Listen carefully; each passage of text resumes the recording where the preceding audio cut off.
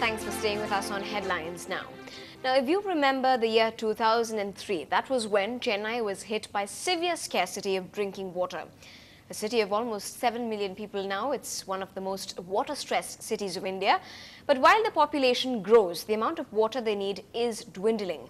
Now the government has got its strategy right by shedding its over-reliance on rains and rivers and desalinating water from the sea. Here's Ndtv-Hindu's report from Ground Zero, a symbol of the past, and from the desalination plants, a symbol of the future. This channel was opened in 1996 to bring water to Chennai from River Krishna. But now it's been reduced to a trickle. Poor monsoons and illegal diversions by farmers means very little reaches Chennai. I'm standing here at point zero on the Andhra-Tamil Nadu border, and if you're wondering what this is about, well, this is the place from where drinking water in your homes comes from where the waters of the Krishna are diverted from Andhra Pradesh, which is behind my back, into Tamil Nadu, all with a single purpose of meeting the drinking water needs of a city like Chennai. Now, arrangements like these, however successful they might be, may not be enough to meet the growing water needs of a city like Chennai, whose population figures are multiplying by the day. That probably explains why the government is so desperate to set up desalination plants along Chennai's coastline. All these sources are dependent on the monsoon, and any failure of monsoon rains affects the water supply. Chennai's main water sources, the reservoirs in Pundi, Chembrabakam and Cholavaram, along with the Red Hills Lake, are hardly in a position to meet Chennai's demand for water, which has already reached 600 million litres a day. And that's where desalination plants like this, recently opened at Minjur, come into the picture. Given the vagaries of the monsoon and the unpredictability of interstate river water flows, desalination is the way forward. One more is coming up at Nemeli on East Coast Road, which will further augment the city's supply by 100 million litres a day. We have planned these desalination plants primarily to drought-proof the city and also to supplement the water supply. The Tamil Nadu government, led by Chief Minister M. Karunanidhi, is leaving no stone unturned to secure the drinking water needs of Chennai. Karnataka is posing problems in sharing water from River Kaveri, and poor monsoon is doing this to the water from Andhra Pradesh. That means Chennai will continue to be water stressed. So the government's logic is simple. If not the rivers or the rains, then reach for the seas. Sai Manish for Ndtv-Hindu. Let's bring you some national news now. Responding to the opposition's claims that the present government had not done enough to tackle price rise in the country, the Finance Minister Pranab Mukherjee today said that the centre and the states need to work together to tackle the price rise menace. Speaking in the Lok Sabha, he sought the help of all political parties, including the opposition, to introduce goods and service tax and revamp the PDS. At the same time, he also cited figures to prove that the previous NDA regime was worse off in every sector. I'm a village boy. I studied up to class 10 in the lamp of kerosene. I used to commute my schools by walking in today's language, today's terminology, 10 kilometers every day. So I know the life of a villager. Therefore I knew it. But my sensitivity, don't ridicule my sensitivity.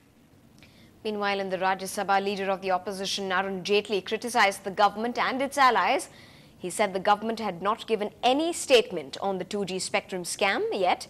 He also said that Tamil Nadu functioned like an island government.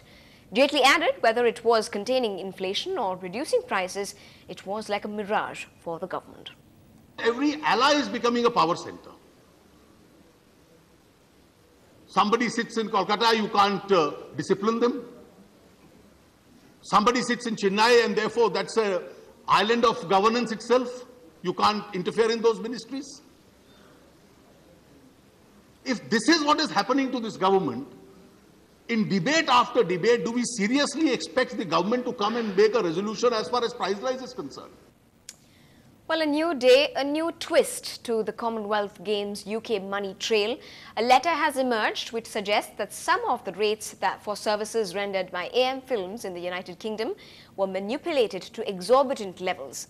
In the midst of all the denials, Organising Committee Chairman Suresh Kalmari says he is willing to face any sort of scrutiny or judicial probe for all that's being reported in the media. In an email sent by Sanjay Mohindru, a senior official of the Organising Committee, to Ashish Patel of AM Films, it seems to suggest that the Organising Committee of the Commonwealth Games was trying to hugely exaggerate rates for something as simple as hiring taxis in London. But the Organising Committee Chairman Suresh Kalmari has now sworn innocence and said he is willing to face a judicial probe.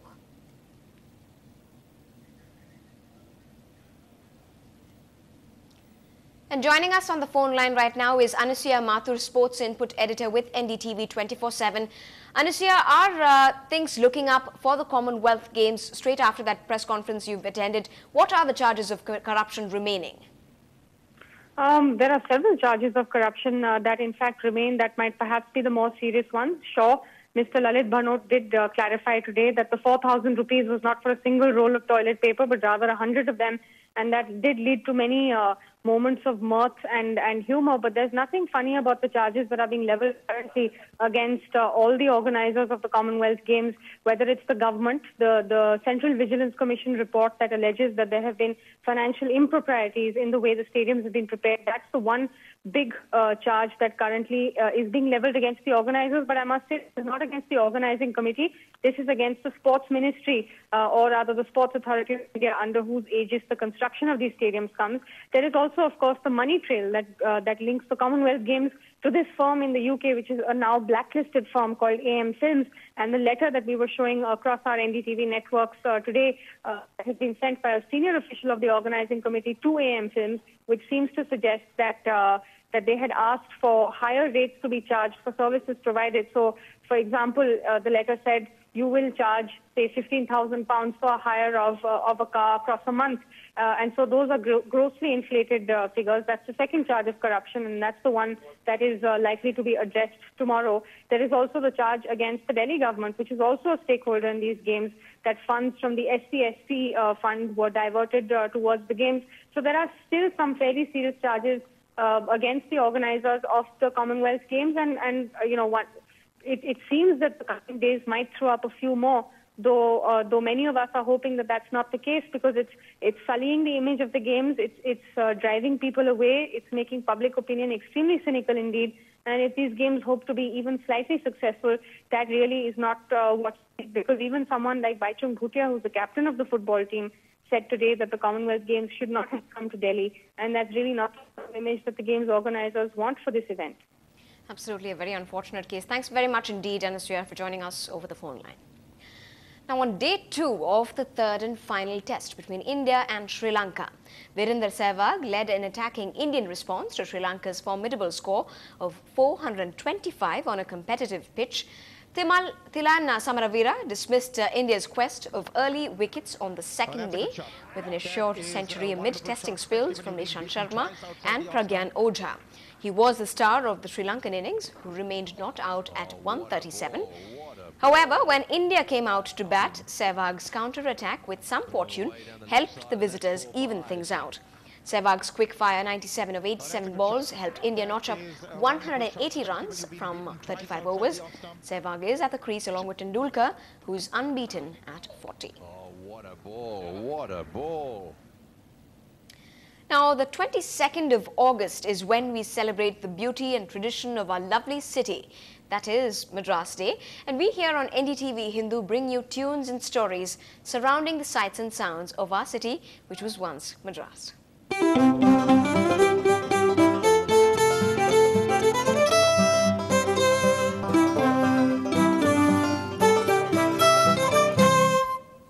Now, Madras city was once almost synonymous to the famous muddy sari, the mother of all styles of draping the beautiful Indian sari. Our senior editor Radhika Iyer met 86-year-old Tillai Ammal, who is just one of the many parties who keeps the tradition alive in Chennai.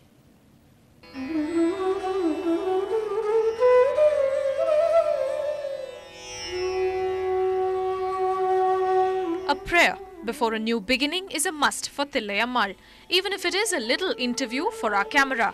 Her prayer is not that the interview goes off well, but so that through the interview, the average Tamil woman realizes how graceful her attire is. Unlike a low-waist jeans, this elegantly wraps the waist. And who knows that better than this great-grandmother to 19 children?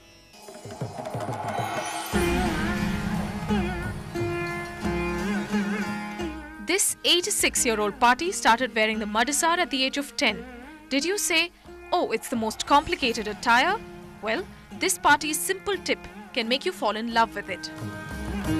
காலில் வச்சுட்டு கட்டிக்கிறத காலில் வச்சுட்டு இந்த கொசுவாத்தம் பின்பக்கம் கட்டி இது பண்ணிட்டோமானாக்கா அது அப்புறம் நம்ம இது போட்டு கட்டுறது அது சரியாக வந்துடும். How you stitch a salwar, same way I stitched to madisar ready-made also. So that madisar pudave, any devasam or any small festival, I just wear it in matter of 2 minutes.